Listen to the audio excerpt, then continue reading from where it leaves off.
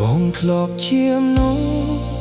ដែលថែអូនរាល់ថ្ងៃ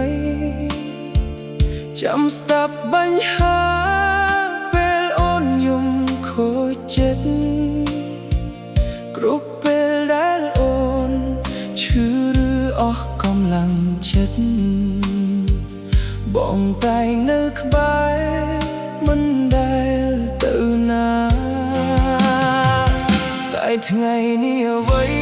បានផ្លាស់ប្ដូរអូនមានគេដែលអរជាងបងស្គាល់តែបងឈរមើលពីចម្ងាយជាមួយបេះដូងដែលកំពុងបែកបាក់អ្នកដែលថែអូនមិនមែនជាបងទៀតទេអ្នកដែលអូនខលរាល់យប់ក៏មិនមែនបងគ្រាន់តែជាអតីតកាលដែលអូនបំភ្លេចបន្តិចម្ដងបន្តិចម្ដង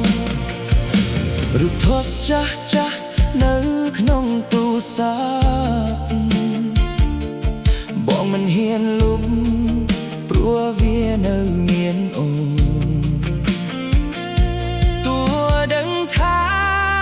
អូនលែងត្រូវការបងតែចិត្តមួយនេះ